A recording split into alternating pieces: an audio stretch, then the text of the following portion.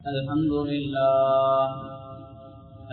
لله نحمده ونستعينه ونستغفره ونعوذ بالله من شرور أنفسنا ومن سيئات أعمالنا من يهده الله فلا مضل له ومن يضلل فلا هادي له أشهد أن لا إله إلا الله وحده لا شريك له وأشهد أن سيدنا ونبينا ومولانا محمد اللهم صل على محمد وعلى آل محمد كما صليت على إبراهيم وعلى آل إبراهيم وبارك على محمد وعلى آل محمد كما باركت على إبراهيم وعلى آل إبراهيم في العالمين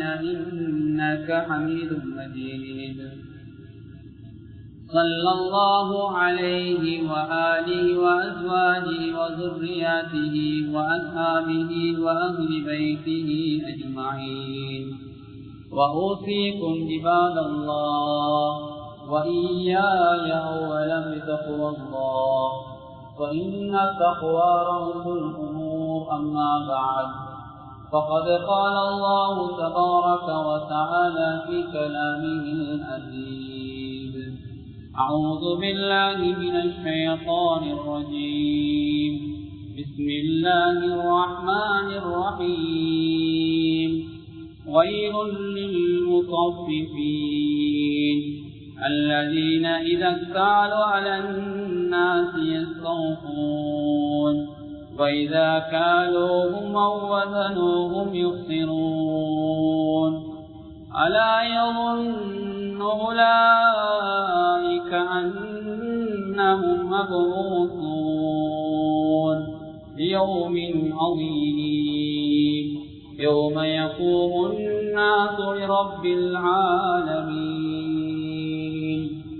صدق الله العظيم وقال رسول الله صلى الله عليه وسلم التاجر الصدوق الأمين مع النبيين والصديقين والشهداء رواه الترمذي أو كما قال صلى الله عليه وسلم அளவற்ற அருளாளன் நிகரற்ற அன்பாளன் ஏகநாயன் அல்லாஹ் ஒருவனுக்கு புகழ் அனைத்தும் அல்ஹம்துலில்லாஹ். அந்த அல்லாஹுவை போற்றுகின்றேன், புகழுகின்றேன். அல்லாஹுடைய உயரிய பெயர் நாமம் கூறி இன்றைய குத்பா பிரசங்கத்தை ஆரம்ப செய்கிறேன். ஸலாத்தும் ஸலாமும் இம்முயிரின் மேலான கண்மணி நாயகம் முஹம்மது முஸ்தபா ஸல்லல்லாஹு அலைஹி வஸல்லம் அன்னவர் மீதும் அன்னாரின் அடிச்சுவடுகளை அனுவலம் பிசகாது தமது வாழ்விலே பின்பற்றி வெற்றிகளை கண்ட அருமை சஹாபாக்கள், தாபிஊன்கள், தபஉ தாபிஈன்கள், முஸ்லிமான முஃமினான ஆண்கள் பெண்கள் யாவர் மீதும் அல்லாஹ்வுடைய சாந்தியும் சமாதானமும் என்றென்றும் உண்டாவதாக. எந்த ஒரு நாள் இவ்வுலகம் அழிந்ததற்கு பின்னால் மேலான ஜன்னத்துல் ஃபிர்தௌஸ் கூலியாக கிடைக்கட்டுமா என்று துஆ செய்கிறேன். அல்லாஹ் கபூல் செய்வானாக. அல்லாஹ்வுடைய கடமையை நிறைவேற்றுவதற்காக அல்லாஹ் விரும்பக்கூடிய இடமாகி அவனது வீட்டிலே அவனது மாளிகையிலே நல்லதை கேட்போம், அதன்படி நடப்போம், அதன்பால் அழைப்போம், அதனூடாக நாளைய மறுமையிலே உயரிய சுவர்க்கமாகிய ஜன்னத்துல் ஃபிர்தௌஸிலே கூடியிருப்போம் என்ற எண்ணத்தை உள்ளத்திலே ஆழமாக வைத்து இஅ்திகாஃபுடைய நியத்தோடு அல்லாஹ்வுடைய மஸ்ஜிதிலே வந்து அமர்ந்திருக்கக்கூடிய அல்லாஹ்வின் நல்லடியார்களே, வயோதிபர்களே, வாலிபர்களே, சிறார்களே, வர இருக்கின்ற அன்பர்களே, நண்பர்களே, அல்லாஹுவை எல்லா சந்தர்ப்பங்களிலும் பயந்து கொள்ளுமாறு பள்ளிக்கு உள்ளே இருக்கின்ற போதும் வெளியில் இருக்கின்ற போதும் தனிமையில் இருக்கின்ற போதும் கூட்டாக இருக்கின்ற போதும் இரவிலும் பகலிலும் இரகசியமாகவும் பரகசியமாகவும் அறிமுகமானவருக்கு மத்தியிலும் அறிமுகம் இல்லாதவருக்கு மத்தியிலும் செழிப்பாக சந்தோஷமாக இருக்கின்ற கட்டங்களிலும் சோதனையான இக்கட்டான கட்டங்களிலும் எல்லா சந்தர்ப்பங்களிலும் அல்லாஹ் எங்களை பார்த்து கொண்டிருக்கிறான் என்ற சிந்தனையோடு எங்களுடைய ஒவ்வொரு நிமிடத்தையும் நகர்த்துமாறு முதலாவதாக எனக்கும் அப்பால் உங்களுக்கும் அல்லாஹுவின் அந்த கட்டளை ஏற்றி வைக்கிறேன். எனவே எல்லா சந்தர்ப்பங்களிலும் அல்லாஹ்வை எங்களுடைய சக்திக்கு உட்பட்டவாறு பயந்து வாழ்ந்த நாளையும் அருமை நாளில் அல்லாஹ் அந்த உயரிய முத்தகினுடைய கூட்டத்திலே எம்மை சேர்த்து எமக்கு ஜன்னத்துல் ஃபிர்தௌஸை கூலியாக தந்து அருள் புரிவானாக. ஆமீன். அன்பான அல்லாஹ்வின் நல்லடியார்களே, பேரன்பு மிக்க சகோதரிகளே, இஸ்லாம் என்ற இந்த மார்க்கம் புனிதமானது. இஸ்லாம் எப்படி புனிதமான மார்க்கமோ அந்த இஸ்லாம் மார்க்கத்தை ஏற்றிருக்கின்றவர்களும் புனிதமானவர்கள். அதேபோல் இஸ்லாம் மார்க்கத்தை ஏற்றிருக்கின்ற முஸ்லீம்கள் முஃமின்கள் எப்படி புனிதமானவர்களோ அதே போன்று அவர்கள் செய்யக்கூடிய வியாபாரமாக இருக்கலாம், கொடுக்கல் வாங்கலாக இருக்கலாம், அவர்களுடைய அன்றாட என்ன விடயமாக இருந்தாலும் அதுவும் தூய்மையானது, அதுவும் சிறப்புக்குரியது, அதுவும் மக்களால் விரும்பக்கூடியதாக இருக்கிறது. அதனால் தான் அல்லாஹ்வின் தூதர் ஸல்லல்லாஹு அலைஹி வஸல்லம் என்பவர்கள் ஹதீஸுகள் ஊடாக சொல்லித் தந்தார்கள். வியாபாரம் செய்யக்கூடிய வியாபாரிகளுடைய சிறப்புகளை ஏராளமாக சொல்லித் தந்தார்கள். கண்மணி நாயகம் ஸல்லல்லாஹு அலைஹி வஸல்லம் என்பவர்கள் சொன்னார்கள், அத்தாஜிரு ஸதூகுல் அமீன், நேர்மையான முறையிலே உண்மை சொல்லி நம்பிக்கையோடு வியாபாரம் பண்ணக்கூடிய ஒரு வியாபாரி நாளைய கியாமத்துடைய நாளையிலே மஅன் நபியீன வஸ்ஸிதீகீன வஷ்ஷுஹதா, நாளைய கியாமத்துடைய நாளையிலே அவர் நபிமார்களோடு பாட்டப்படுவார், உண்மையாளர்களோடு பாட்டப்படுவார், சுஹதாக்களோடு பாட்டப்படுவார், அவர்களோடு வருவார் என்ற கருத்தை ஸல்லல்லாஹு அலைஹி வஸல்லம் அவர்கள் சொன்னார்கள். நபிமார்களுடைய காலத்திலே வாழாவிட்டாலும் நபிமார்களுடைய காலத்திலே அவர்களுக்கு இருந்த மிக முக்கியமான சிஃபத் ஸல்லல்லாஹு அலைஹி வஸல்லம் அவர்கள் நபுவத்துக்கு முன்னாலே அல் அமீன், நம்பிக்கையாளர், அஸ்ஸாதிக், உண்மையாளர் என்ற பட்டத்தை பெற்றவர்கள். அந்த காலத்திலே அவர் நபியோ ரசூலோ கிடையாது. அதற்கு முன்னதாகவே இஸ்லாத்தை ஏற்காத அந்த ஜாமிலிய மக்கள் கூட அவர்களுக்கு சூட்டிய பெயராக இருக்கிறது. அந்த நம்பிக்கை நாணயம் எங்களுடைய வாழ்க்கையில் வருகின்ற போது நாளைய கியாமத்துடைய நாளையிலே நாமும் நபிமார்கள் இருப்போம் என்பதிலே எந்த சந்தேகமும் கிடையாது. அது அல்லாஹ்வுடைய தூதர் ஸல்லல்லாஹு அலைஹி வஸல்லம் வாக்காக இருக்கிறது. எனவே அல்லாஹ் இந்த விசாலமான விரிந்த இந்த பூமியை படைத்து மனிதனுக்கு பயனுள்ள அநேகமான வளங்களை கொண்டு அல்லாஹ் இந்த பூமியை நிரப்பியுள்ளான். சில பொருட்கள் இனாமாக கிடைக்கின்ற அதே வேளை இன்னும் சில பொருட்கள் மனிதனுடைய முயற்சியினால் அங்கே பெறப்படுவதை நாங்கள் பார்க்கிறோம். அன்பானவர்களே, தொழில் செய்வது என்பது இழிவு கிடையாது. தொழில் இல்லாமல் இருக்கிறதான் சில வேளை அது இழிவாக இருக்கும், சில வேளை அது கேவலமாகியும் விடும். எனவே இந்த உலகத்திலே ஒவ்வொருடைய முயற்சிக்கு ஏற்ப அல்லாஹ் கூலியை கொடுக்கிறான். சிலர் அதிகமாக முயற்சி பண்ணுவார்கள், ஆனால் அவர்கள் தேடக்கூடிய ப்ராஃபிட் ஆதாயம் குறைவாக இருக்கும். இன்னும் சிலர் குறைவாக முயற்சி பண்ணுவார்கள், அல்லாஹ் அதிகமாக பரக்கத்தையும் அதிகமான செல்வத்தையும் கொடுப்பான். இதை பார்த்து யாரும் பொறாமை கொள்ள முடியாது. ஆனால் இதற்கு மாற்றமாக குறுக்கு வழிகளிலே, ஹராமான வழிகளிலே ஒரு மனிதன் முன்னேறுவதற்கு முற்படக்கூடாது. ஒரு சம்பவத்தை சொல்லிவிட்டு குத்பாவை ஆரம்பிக்கலாம் நினைக்கிறேன். அன்பான அல்லாஹ்வின் நல்லடியார்களே, பேரனும் மிக்க சகோதரிகளே, மிக முக்கியமான ஒரு விடயத்தை நாம் கவனத்தில் எடுக்க வேண்டும். ஸல்லல்லாஹு அலைஹி வஸல்லம் அவர்கள் சொன்னார்கள், ஒரு மனிதனுடைய துஆ ஏற்றுக்கொள்ளப்படுவதற்கும் ஒரு மனிதனுடைய அமல் அல்லாஹ்விடத்திலே அங்கீகரிக்கப்படுவதற்கும் அவன் தேடுகின்ற பொருளாதாரம் அது ஹலாலாக இருக்க வேண்டும். அன்பானவர்களே, அது கடையிலே இருந்து தேடுகின்ற வருவாயாக இருக்கலாம், அல்லது தோட்டம் துறவுகளிலே வயல்களிலிருந்து பெறக்கூடிய நெல்லாக, தேங்காயாக, ஏனைய தானியங்களுடைய வருவாயாக இருக்கலாம். அது எல்லாம் ஹலாலானதாக, தூய்மையானதாக இருக்க வேண்டும்.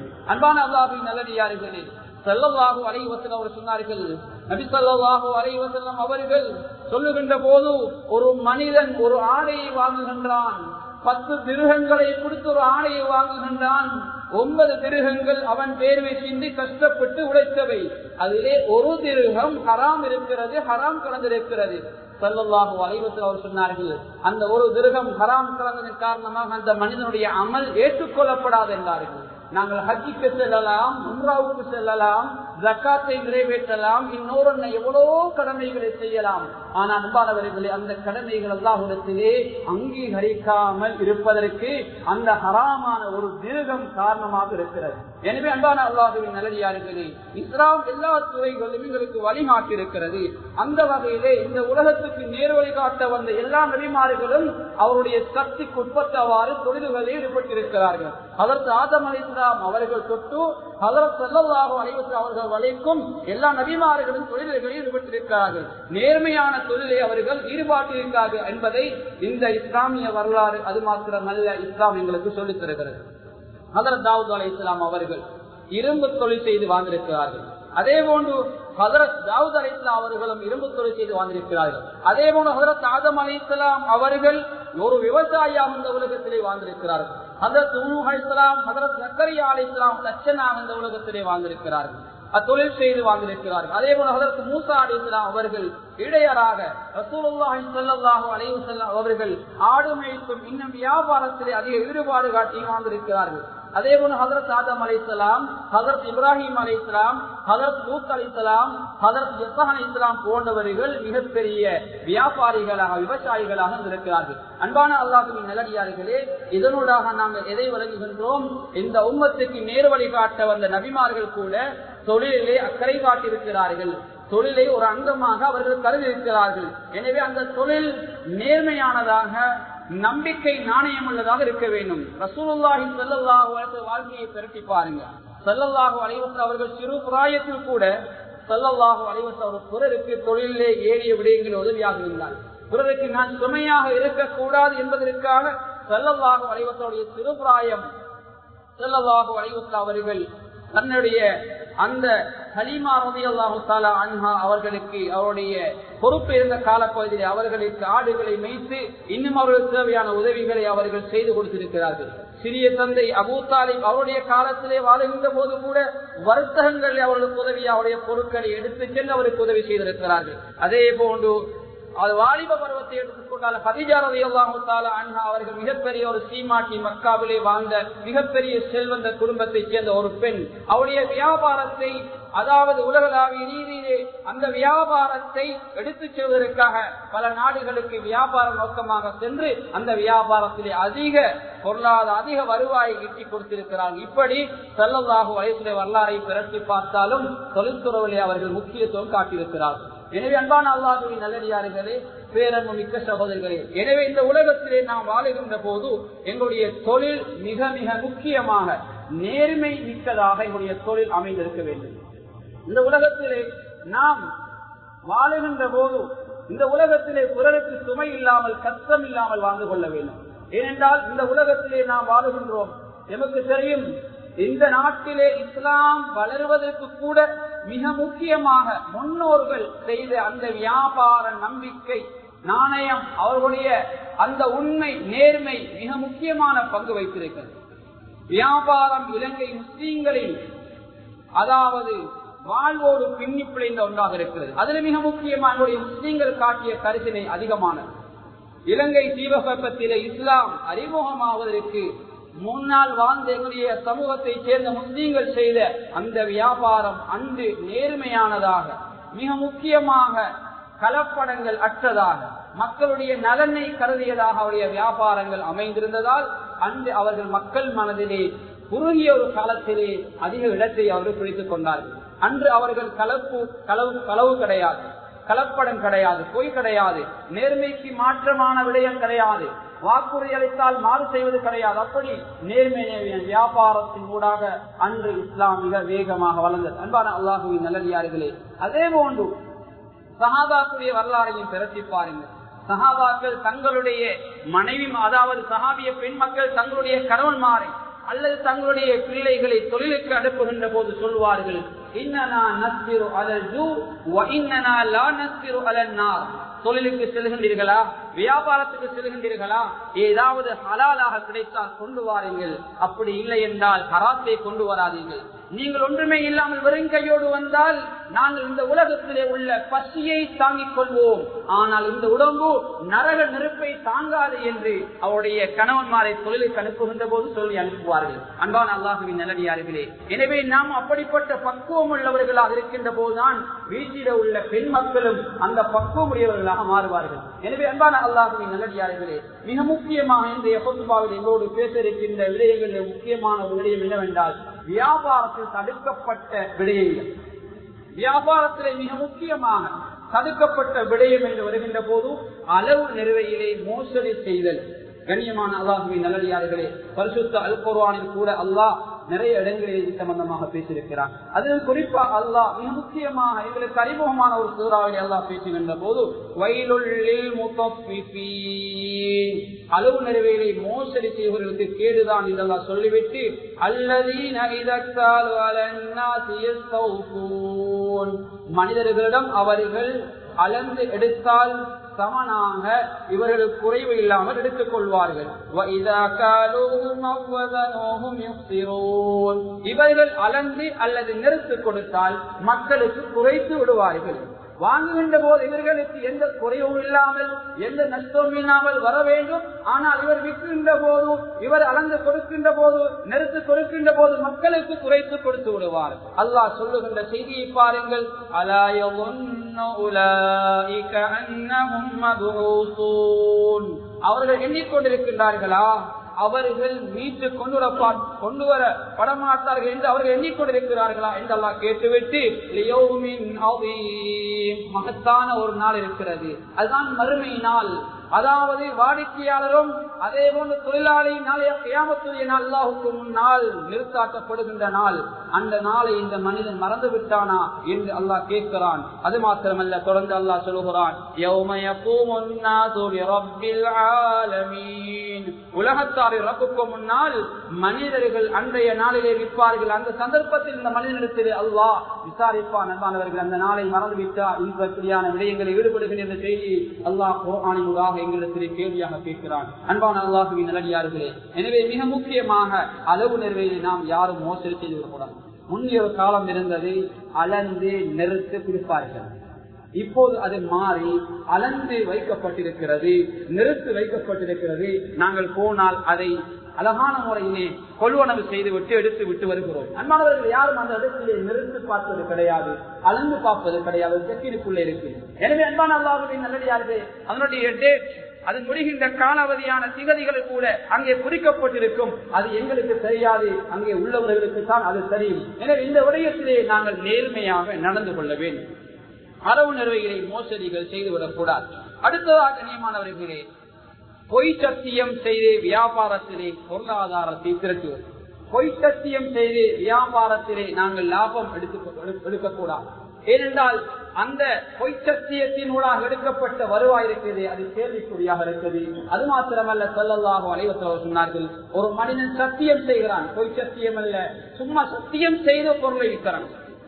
இது நல்ல பொருள், அல்லாஹ் மீது ஆணையாக இது நல்ல பொருள், அல்லாஹ் மீது ஆணையாக இது இவ்வளவு காலம் பாவிக்கலாம் என்று அவர் என்ன செய்கிறார்? பொய்யை சொல்லவில்லை, உண்மையை சொல்லி சத்தியம் பண்ணி விற்கிறார் என்றால் ஸல்லல்லாஹு அலைஹி வஸல்லம் சொன்னார்கள், அந்த பொருள் அவசரமாக விற்கப்படும், அவசரமாக அந்த பொருள் இவரிடமிருந்து விநியோகிக்கப்படும். ஆனால் அதனுடைய பரக்கத் இருக்காது. அவன் தேடிய அந்த பொருளாதாரத்திலே அல்லாஹ் பரக்கத்தை எடுத்து வருவான் என்ற செய்தியை ஸல்லல்லாஹு அலைஹி வஸல்லம் சொன்னார். அன்பான அல்லாஹ்வின் நல்லடியார்களே, இன்று சத்தியம் என்பது சர்வ சாதாரணமாக மாறிவிட்டது. கண்ணியமானவர்களே, எதுக்கெடுத்தாலும் சிலர் சத்தியம் செய்வார்கள். கண்ணியமான அல்லாஹ்வின் நல்லடியார்களே, சத்தியம் என்பதற்கு ஒத்த பொருள் அசிது, உண்மை என்பது. ஒரு மனிதன் மீது உள்ள சந்தேகத்தை நிவர்த்தி செய்வதற்காக நாங்கள் அல்லது வாக்குறுதி ஒன்றை நிறைவேற்றுவதற்காக அல்லது எமக்கு ஒப்படைக்கப்பட்ட அமானிதங்களை நிறைவேற்றுவதற்காக சத்திய வாக்கு என்றும் சத்தியம் என்றும் ஒரு வகையிலே நாங்கள் சொல்லிக் கொள்வோம். கண்ணியமானவர்களே, அல்லாஹ் இருக்கிறான், அல்லாஹ்வுக்கு எதன் மீதும் சத்தியம் செய்ய முடியும். அல்லாஹ் படைத்த படைப்பினங்கள் மீது அல்லாஹ் சத்தியம் செய்து அல்லாஹ்வுக்கு பேச முடியும். ஆனால் மனிதனை பொறுத்தவரை மனிதன் அல்லாஹ்வுடைய தன்மைகள் மீது மாத்திரம்தான் இந்த மனிதன் சத்தியம் செய்ய முடியும். பெற்றோர்கள் மீது சத்தியம் செய்ய முடியாது, ஏனைய விடயங்கள் மீது சத்தியம் செய்ய முடியாது. அவன் அல்லாஹ் மீது ஆணையாக என்றுதான் சத்தியம் செய்ய வேண்டும். சர்வ சாதாரணமாக இன்று வாழக்கூடிய அநேகமானவர்களில் பாருங்கள், அல்லாஹ் மீது சத்தியமாக நான் சொல்லுகிறேன் என்று சில பொய் கதைகளை சொல்லுவார்கள். அல்லாஹ் மீது சத்தியமாக வாங்கிய கடனை வருகின்ற கிழமை தருவேன் என்று சொல்வார்கள். அல்லாஹ் மீது சத்தியமாக நான் பேசிய திருமணத்தை நான் முன்பு நடத்தி தருவேன் என்று சொல்வார்கள். கண்ணியமானவர்கள், எல்லா இடத்துக்கும் இந்த சத்தியத்தை நாங்கள் பயன்படுத்தக்கூடாது. சத்தியம் என்பது சாதாரணமான ஒரு விடயம் கிடையாது. முன்னோருடைய வாழ்வை திரட்டி பாருங்கள், முன்னோருடைய காலத்திலே வாழ்ந்தவர்களிடத்திலே கொஞ்சம் கேட்டு பாருங்கள். பொய் சத்தியம் செய்து அதனூடாக ஏற்பட்ட விளைவுகள் ஒன்று ரெண்டல்ல, ஏராளம். கண்ணியமானவர்கள், சத்தியம் செய்துவிட்டு வீட்டை சென்றடைவதற்கு முன்னதாக அவர்களுக்கு ஆபத்து நிகழ்ந்திருக்கிறது. சத்தியம் செய்த கையை அடுத்த நிமிடமே உயர்த்த முடியாமல் போயிருக்கிறது. கண்ணியமானது, சத்தியம் செய்தவர் அங்கிருந்து வீட்டுக்கு செல்வதற்கு முன்னால் கை கால்கள் சூகையாகிய வரலாறுகள் இருக்கின்றது மாணவர்களே. எனவே ஒரு மனிதன் சத்தியத்துக்கு செல்வதற்கு முன்னதாக அவன் பல முறை தங்களை யோசித்துக் கொள்ள வேண்டும். நாம் ஒரு சத்தியம் செய்கிறோம் என்றால் அது என்னை மாத்திரமல்ல, அது என்னுடைய பெற்றோரையும் பாதிக்கும், அது என்னுடைய குழந்தைகளையும் பாதிக்கும், சில வேளை எங்களுடைய குடும்பங்களையும் பாதிக்கும். அன்பான அல்லாஹ்வின் நல்லடியார்களே, எனவே இந்த உலகத்திலே மனிதன் என்ற அடிப்படையிலே சில சந்தர்ப்பங்களிலே பாவங்கள் இடம்பெறுவதற்கு வாய்ப்பு இருக்கிறது. மனிதன் யாரும் வானத்தில் இருந்து விழுந்தவர்கள் கிடையாது. இந்த உலகத்திலே உள்ள மனிதர்கள் அல்லாஹ் தஆலா அப்படித்தான் படைத்திருக்கிறான். எனவே சில வேளை மனிதன் தவறுகள் செய்யலாம். தவறு செய்கின்ற மனிதருக்கும் அல்லாஹ் பல அவகாசங்களை கொடுக்கிறான். ஆனால் தொடர்ந்து சில மனிதர்கள் தவறுகளை செய்து கொண்டு போனால் கண்ணியமானவர்களை அவர்களுக்கு மௌத் இருக்கிறது என்பதை அவர்கள் மறந்துவிடக்கூடாது. எனவே ஒரு மனிதனுடைய வாழ்விலே நடக்கக்கூடாத தவறுகள் நடந்திருக்கிறதா? கண்ணியமானவர்களே, அது தவறு நடந்திருக்கிறது, ஏற்றுக்கொள்கிறேன், உங்களால் முடியுமானதை எனக்கு தாருங்கள், அதை நான் வாங்கிக் கொள்கிறேன் என்பது அது ஒரு வேறு விடயம். அதுக்கு மாற்றமாக நான் அந்த தவறை செய்யவில்லை, அதனோடு நான் சம்பந்தப்படவில்லை என்று பொய் சத்தியம் சொல்லிவிட்டு அல்லது பொய்யான ஒரு விடயத்தை இந்த மஸ்ஜிதுக்குள்ளே நாங்கள் நினைத்தால் கூட அல்லாஹ் அவர்களுக்கு கண்ணியமானவர்களே அதற்கு எதிராக அல்லாஹ் அவர்களுக்கு கொடுக்கின்ற சாதாரணமான விடயம் அல்ல. மாணவர்களே, இந்த பள்ளியை பற்றி நாம் எல்லோரும் அறிந்திருக்கிறோம். எவ்வளவு கட்டுப்பாடு மாணவர்களே. ஒரு நிர்வாகம் வந்தால் எல்லோரும் அந்த நிர்வாகத்தில் கட்டுப்படுகிறார்கள். என்ன விடயம் வந்தாலும் எல்லோரும் ஒன்று கோர்த்து அந்த விடயத்தில் ஈடுபடுகின்றார்கள். அது மிக முக்கியமான ஒரு விடயமாக இருக்கிறது. எனவே சத்தியம் என்று வருகின்ற போது பல முறை நாங்கள் யோசிக்க வேண்டும். முன்னோர்கள் இந்த உலகத்திலே வாழுகின்ற போது அவர்கள் தூக்கு மேடையிலே ஏற்றப்பட்டாலும் சத்தியத்துக்கு செல்ல மாட்டார்கள், பொய் சத்தியம் பண்ண மாட்டார்கள். துண்டு துண்டாக ஆக்கப்பட்டாலும் நெருப்பிலே போட்டு அங்கே அவர்கள் பொசுக்கப்பட்டாலும் அந்த சத்தியத்துக்கு அவர்கள் செல்ல மாட்டார்கள். கண்ணியமானவர்களே, தவறு செய்தால் தவறு செய்திருக்கிறேன், உங்களால் முடியுமா இருந்தால் மன்னியுங்கள், அல்லது நான் என்ன பரிகாரம் செய்ய வேண்டும், அது ஒரு நல்ல முறை. அதற்கு மாற்றமாக நாம் அதை பற்றி விளங்காமல் சத்தியத்துடைய பாரதூரம் விளங்காமல் சத்தியம் செய்துவிட்டால் அது சாதாரணமானதல்ல, அதனுடைய விளைவும் எதிர்மறைகளாக இருக்கும் அன்பானவர்களே. எனவே சத்தியம் என்று சொல்லக்கூடிய அந்த விடயத்தையும் எல்லோரும் மனதிலே ஆழமாக பதிய வைத்துக் கொள்ளுங்கள். அதில் குறிப்பாக வியாபாரங்களில் சத்தியம் செய்து வியாபாரம் பண்ணுவதை நீங்கள் நிறுத்திக் கொள்ளுங்கள். அது சாதாரணமான ஒரு விடயம் அல்ல, வியாபாரத்திலே பரக்கத் எடுத்துவிடக்கூடிய ஒன்றாக இருக்கிறது. அன்பானவர்களே, அடுத்த விடயம் அளவு நிறுவை மோசடி செய்கின்றது. பொய் சத்தியம் அல்லது சத்தியம் பண்ணி வியாபார பொருட்களை விற்பது. கண்ணியமானவர்களே, இன்னொன்றைக்கு விலைவாசியை கூட்டி விடுவது. கண்ணியமானவர், இது சர்வ சாதாரணமான முதலில் நடந்து வரக்கூடிய ஒரு விடயமாக இருக்கிறது. நிறைய உதாரணங்கள் சொல்லலாம், ஆனால் நேரம் போதாமை நான் சுருக்கமாக ஒரு விடயத்தை சொல்லுகின்றேன். ஒரு காணி ஒன்றை பேசியிருக்கிறார், 50 லட்சம் என்று வைத்துக் கொள்வோம். இன்னொரு புரோக்கர் வந்து சொல்கிறார் அதை 60 லட்சத்துக்கு கொழும்பில் ஒருவர் கேட்டார். இன்னொருவர் வந்து சொல்கிறார் இன்னொருவர் 60 லட்சத்துக்கு கேட்டார் என்று வீணாக சாதாரண 50 லட்சத்துக்கு குறைவான ஒரு காணியை சிலர் ஓரிரு பேர் சேர்ந்து அந்த காணியுடைய விலையை ஏற்றி விடுவதற்கான இது இஸ்லாத்திலே தடை செய்யப்பட்ட ஒன்றா இருக்கிறது. எனவே இந்த விடயங்களிலே நாங்கள் கவனம் செலுத்திக் கொள்ள வேண்டும். இப்படியான விடயங்களில் யாரும் ஈடுபட்டு வரக்கூடாது. அடுத்து பதுக்கல் வியாபாரம். மக்களுக்கு சில பொருட்களுடைய தேவை அதிகமாக இருக்கின்ற போது அந்த பொருளை பதுக்கி வியாபாரம் பண்ணுவது, பதுக்கி அந்த விடயத்தை அந்த பொருளை பதுக்கி வைத்து விலை கூடியதற்கு பின்னால் சந்தைப்படுத்துவது. அன்பானவர்கள், இது சர்வ சாதாரணமாக மாறிவிட்டது. காலையிலே விநியோகித்துக் கொண்டிருந்த பொருள் திடீரென்று முடிந்து விடுகிறது, இங்கே பொருள் இல்லை என்று அங்கே போர்ட் போடப்படுகிறது. 12 மணிக்கு பின்னால் அந்த பொருள் விநியோகிக்கப்படுகிறது புதிய விலையிலே, கூடின விலையிலே. அது நான் உதாரணம் சொல்ல தேவையில்லை, என்னென்ன பொருள் உங்களுக்கு விளங்கலாம். கண்ணியமானவரை, அப்படி ஏராளமான பொருட்கள் அப்படி நடக்கிறது. கண்ணியமானவர்களே, பொருட்களை வைத்துக் கொண்டு மக்களுக்கு ஒரு தேவை இருக்கின்ற போது அதை கொடுத்து நாங்கள் நலவுகளை நன்மைகளை நாடிக்கொள்ள வேண்டும். வியாபாரம் என்பது எங்களுடைய குடும்பமும் நாங்களும் வாழ்வதற்கு மாத்திரமல்ல, அதனூடாக இந்த சமூகம் அல்ல மாற்று மத சமூகம் வாழ வேண்டும். ஸல்லல்லாஹு அலைஹி வஸல்லம் அவர்கள் இந்த உலகத்திலே விட்டு சென்ற சமூகம் அப்படித்தான் வியாபாரத்தை கண்டு இஸ்லாத்துக்குள்ளே நுழைந்தார்கள். அப்படி அந்த வியாபாரத்திலே நேர்மை இருந்திருக்கிறது என்பானவர்கள். எனவே எமது வாழ்விலும் அந்த நேர்மை இருக்க வேண்டும். அடுத்ததாக மோசடி. வியாபாரத்திலே மோசடி செய்கின்ற பழக்கத்தை நிறுத்திக் கொள்ள வேண்டும். இன்று சிலர் செக் கொடுப்பார்கள் நாளை மாறும் என்று, ஆனால் அந்த செக் நாளை அல்ல, ஒரு மாதம் போனாலும் மாறாது. கண்ணியமானவர்கள், இன்னும் சிலர் நம்பிக்கையாக நடப்பார்கள். இவர் ஒருவரை நம்பி இருப்போம் நாம், அவர் ஒருவரை அழைத்து வந்து ஒப்படைப்பார், அவர் அதுக்கு மாற்றம் செய்வார். நம்பிக்கையான ஒருவரை வைத்து நம்பிக்கை இல்லாத ஒருவர் நினைப்பார், முன்னிறுத்தி சில விடயங்களை செய்வது. அன்பானவர்களே, இது ஒரு வகையான மோசடியாக இருக்கிறது. இன்னும் ஒரு வகையான மோசடி, பொருட்களுடைய எடையை கூட்டுவதற்காக அதிலே சில பொருட்களை கலப்பது, தண்ணீரை கலப்பது அல்லது வேறு வேறு பொருட்களை அதிலே கலந்து அதனுடைய எடையை கூட்டுவது. அன்பானவர்களை, இதுவும் இஸ்லாம் தடை தெரிவிக்கின்ற ஒன்றாக இருக்குது. ஸல்லல்லாஹு அலைஹி வஸல்லம் ஒரு நாள் சந்தைக்கு போகின்றார். அங்கே ஒரு வியாபாரி வியாபாரம் பண்ணி கொண்டிருக்கிறார். புகாரிலே வரக்கூடிய ஹதீஸ். ஸல்லல்லாஹு அலைஹி வஸல்லம் அவர்களுக்கு அந்த வியாபாரி மீது ஒரு சந்தேகம் வருகிறது. ஸல்லல்லாஹு அலைஹி வஸல்லம் அவர்கள் தானியங்களை விட்டுக் கொண்டிருந்த அந்த வியாபாரியுடைய தானியத்துக்குள்ளே கையை விட்டு பார்க்கிறார். அங்கே தண்ணீர் பட்டிருக்கிறது. உடனே அந்த தானியங்களை விட்ட வியாபாரியை ஸல்லல்லாஹு அலைஹி வஸல்லம் இது என்ன என்று கேட்டார்கள். அந்த வியாபாரி சொன்னால், நேற்று ஒரு மழை பெய்தது, அதனால் நனைந்திருக்கிறது என்றான். மழை பெய்தால் மேலே தானே நனைய வேண்டும், உள்ளே நனைந்திருக்கிறது. ஸல்லல்லாஹு அலைஹி வஸல்லம் சொன்னார்கள், அப்படி நனைந்திருந்தால் நனைந்துள்ளதை மேலே வைத்திருக்கலாம். எனவே குறைகள் இருந்தால் குறைகளை தெளிவுபடுத்தி வியாபாரம் பண்ண வேண்டும் என்பதை ஸல்லல்லாஹு அலைஹி வஸல்லம் தெளிவுபடுத்துகின்றார்கள். அப்படி சொல்லிவிட்டு ஸல்லல்லாஹு சொன்னார்கள், யார் எனக்கு மோசடி செய்கிறாரோ, எமது சமூகத்திலே யார் மோசடி செய்கிறாரோ அவர் என்னை சார்ந்தவர் அல்ல என்று ஸல்லல்லாஹு அலைஹி வஸல்லம் அவர்கள் எச்சரித்தார். என்பானவர்களே, என்னை சார்ந்தவர் அல்ல என்று சொல்லக்கூடிய வார்த்தை சாதாரணமான வார்த்தை கிடையாது.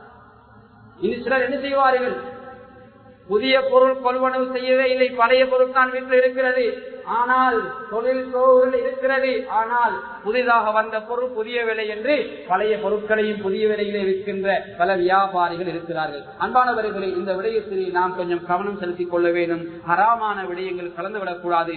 ஆரம்பத்தில் நான் சொன்னதை போல 10 திருகத்திலே ஒரு திருகம் ஹராம் கலந்தாலும் கூடிய அமல் ஏற்றுக்கொள்ளப்படாது.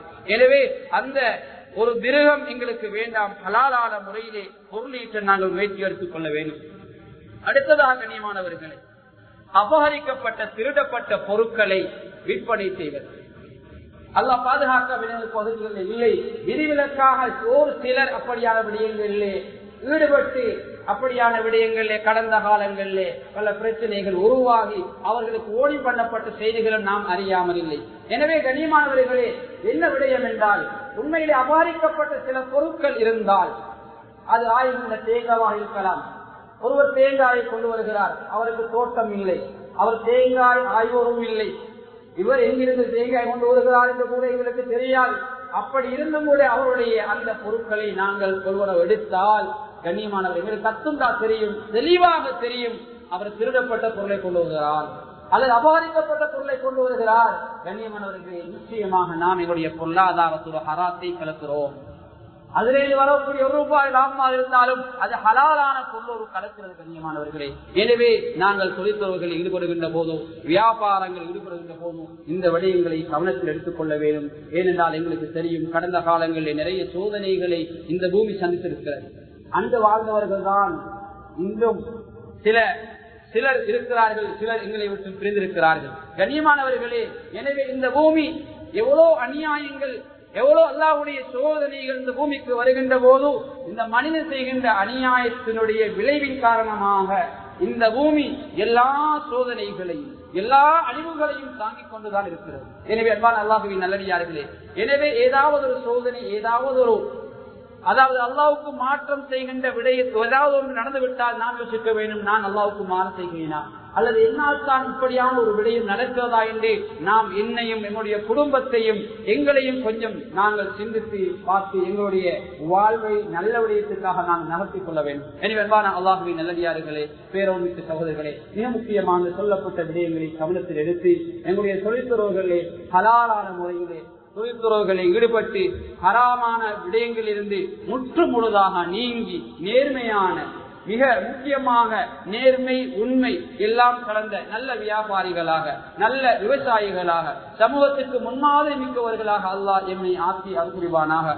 யா அல்லாஹ், யார் யாரெல்லாம் தொழில்துறையில் ஈடுபட்டிருக்கின்றார்களோ, யாரெல்லாம் அல்லாஹ்வுடைய இந்த பொருளாதாரம் அல்லாஹ் தந்திருக்கின்ற பொருளாதாரத்திலே அதிகம் தேட வேண்டும் என்று முயற்சி ஈடுபட்டிருக்கின்றார்கள். அவருடைய பொருளாதாரம் அல்லாஹ்வை மறந்த பொருளாதாரம் இல்லாமல் அல்லாஹ்வுடைய வணக்கங்களை நிறைவேற்றி இந்த பொருளாதாரம் சேரக்கூடிய நன்மக்களாக அவர்களை நீ கபூல் செய்து கொள்வாயாக. யா அல்லாஹ், யாருடைய பொருளாதாரத்திலே ஹராம் கலந்திருக்கிறதோ அவர்களையும் அந்த பொருளாதாரத்தை சுத்தப்படுத்துவாயாக. அவர்களுக்கு அது ஹராம் என்பதை நீயே தெளிவுபடுத்தி விடுவாயாக. யா அல்லாஹ், அவர்களுக்கு நல்லதொரு நிலைமையை மௌத்துக்கு முன்னால் நீ ஏற்படுத்தி கொடுத்துடுவாயாக. யா அல்லாஹ், யாருடைய பொருளாதாரம் இஸ்லாம் அல்லாத முறையிலே அதாவது பெறப்பட்டிருக்கிறதோ அதிலிருந்து அவர்கள் மீண்டு நல்ல வழிக்கு அவர்களை கொண்டு வருவாயாக. யா அல்லாஹ், தௌபாவோடு இந்த உலகத்திற்கு பிரியக்கூடிய பாக்கியத்தை தந்துடுவாயாக. யா அல்லாஹ், என்ற தொழிற்துறவுகளை பாதுகாத்திடுவாயாக, அதிலே பரக்கத்தை செய்திடுவாயாக. யா அல்லாஹ், கடந்த காலங்களை யார் யாரெல்லாம் அதிகமாக தரகம் கொடுத்தார்களோ அவர்களுக்கு பிரதிபகாரமாக பல மடங்கு நீ கொடுத்துருவாயாக. நாளை மறுமை நாளை பாபு சதகாவால் அவர்களை சுவர்க்கத்திலே நீ அவர்களுக்கு தனி இடத்தை கொடுத்துருவாயாக. அதே போல் யார் யாரெல்லாம் கொடுக்க நியத்து வைத்து கொடுக்காமல் இந்த உலக நிலைமையில இருந்து கொண்டார்கள் அவர்கள் கொடுக்கக்கூடிய நிலைமைகள் எதிர்காலத்தில் ஏற்படுத்தி கொடுத்துருவாயாக. யா அல்லாஹ், அந்த ஊருடைய சட்ட திட்டங்களை ஊருடைய மிக முக்கியமான முன்னோர்கள் பேணி வந்த நல்ல விடயங்களை கரிசனை காட்டக்கூடிய அவைகளை பாதுகாக்கக்கூடிய நட்பிரஜைகளாக எங்களை நீ கபூல் செய்து கொள்வாயாக. யா அல்லாஹ், இந்த ஊரை பாதுகாத்து தந்த முன்னோர்களை கபூல் செய்து கொள்வாயாக. அவருடைய கபறுகளை சுவர்க்கத்தின் பூஞ்சோலை ஆக்கி வைப்பாக. அந்த ஸ்ரீதேவிகள் இந்த உலகத்திலே எங்களுக்கு செய்த நலவுகளின் காரணமாக நாம் இந்த உலகத்திலே நிறைய நலவுகளோடு நிறைய முன்மாதிரிகளோடு இந்த உலகத்திலே மிக முக்கியமாக அந்த ஊரிலே வாழ்ந்து கொண்டிருக்கிறோம். யா அல்லாஹ், எனவே அந்த முன்னோர்களை நீ கபூல் செய்து கொள்வாயாக. யா அல்லாஹ், அந்த துஆவை சரித்திரம் திருப்பியை கொண்டு ஏற்றுக்கொள்வாயாக. ஆமீன் ஆமீன். ஆஹிரு தவானா அனில் ஹம்துலில்லாஹி ரப்பில் ஆலமீன்.